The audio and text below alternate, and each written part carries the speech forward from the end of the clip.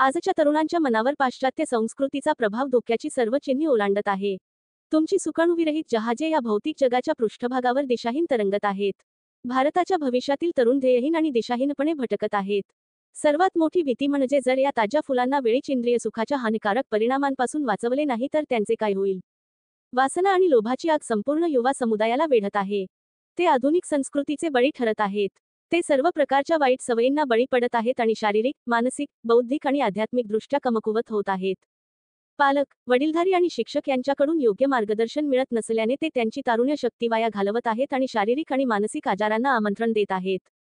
स्वयंशिस्त आणि एकाग्रतेद्वारे अभ्यास करणे आणि ज्ञान आणि कौशल्य आत्मसात करणे हे त्यांचे प्राथमिक कर्तव्य विसरून, विद्यार्थी त्यांचा मौल्यवान वेळ मनोरंजन आणि आनंदात घालवतात. त्यांना त्यांच्या पूर्वजांनी जपलेल्या नैतिक आणि आध्यात्मिक मूल्यांची फारशी पर्वा नाही आणि ते पाश्चात्य संस्कृतीचे आंधळेपणाने अनुकरण करतात. याचा परिणाम म्हणजे सामान्य नैतिक आणि आध्यात्मिक अधोगती.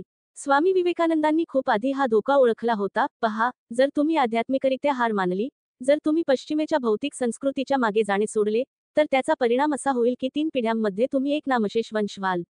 कारण राष्ट्राचा कणा तुटेल. शारीरिक, मानसिक आणि आध्यात्मिक शक्तीचे जतन केल्याशिवाय कोणतेही महान कार्य साध्य होऊ शकत नाही. यश मिळविण्यासाठी तरुणाई हा योग्य काळ आहे. आयुष्याची पहिली 25 वर्षे शिकण्यासाठी समर्पित असतात. प्राचीन शिक्षण पद्धतीत विद्यार्थ्यांना ब्रह्मचारी म्हटले जात असे. ब्रह्मचर्य नसलेला विद्यार्थी हा रस नसलेल्या फळासारखा, सुगंध नसलेल्या फुलासारखा, देव नसलेल्या मंदिरासारखा आणि जीवन नसलेल्या शरीरासारखा असतो. ब्रह्मचर्य आणि विद्यार्थी जीवन नेहमीच एकमेकांशी जोडलेले राहिले आहे. पैशाचा पाठलाग, कामुक सुखांचा पाठलाग आणि आराम आणि मनोरंजनावर जास्त वेळ घालवणे ही आदर्शांच्या ऱ्हासाची निश्चित चिन्हे आहेत. अशा विद्यार्थ्यांच्या विखुरलेल्या, अशांत आणि चंचल मनामुळे ते एका बिंदूवर एकाग्रता विकसित करू शकत नाहीत. आणि मनाच्या एकाग्रतेशिवाय मोठी कामगिरी शक्य नाही. स्वामी विवेकानंद म्हणतात, शिक्षणाचे सार म्हणजे मनाची एकाग्रता, तथ्ये जमा करणे नाही. आज आपल्या तरुणांना भेडसावणाऱ्या बहुतेक समस्यांचे मूळ गुंतागुंतीचे लैंगिकता आणि भीती आहे. ब्रह्मचर्य पाळण्याबद्दल अनेकांच्या कल्पना अस्पष्ट असतात.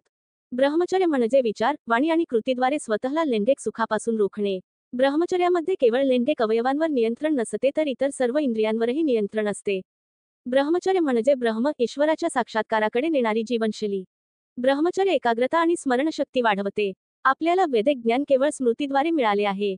ब्रह्मचर्य काटेकोरपणे पाळल्यामुळे त्या काळातील विद्यार्थ्यांना संपूर्ण वेद तोंडपाठ करता आले. लैंगिक ऊर्जा जेव्हा ओजसमध्ये रूपांतरित होते तेव्हा मेंदू आणि मज्जासंस्था मजबूत होते. हे मानसिक शक्ती विकसित करण्यास आणि जीवनातील आव्हानांना तोंड देण्यासाठी बौद्धिक क्षमतांना धारदार करण्यास मदत करते. हे राग, द्वेष, मत्सर आणि भीती यासारख्या नकारात्मक भावनांवर नियंत्रण ठेवण्यास मदत करते. अभ्यासकाच्या चिंतनशील आणि सर्जनशील क्षमता उघडते आणि उत्तम प्रतिभा, सर्जनशीलता आणि मौलिकता व्यक्त करण्यास अनुमती देते.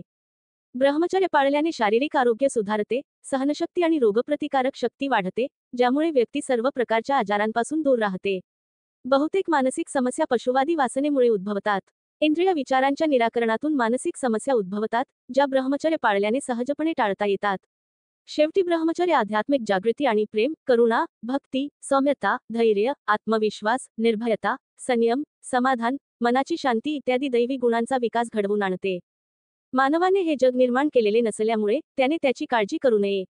सर्वशक्तिमान देवाने त्याला निर्माण केले आहे आणि तो नक्कीच त्याची काळजी घेईल. शिवाय, भगवान श्रीकृष्णाने स्वतः भगवद्गीतेत म्हटले आहे की वासना आणि क्रोध हे माणसाचे सर्वात मोठे पाप आणि शत्रू आहेत. लोक वेगवेगळ्या मनस्थिती आणि प्रवृत्ती घेऊन जन्माला येतात.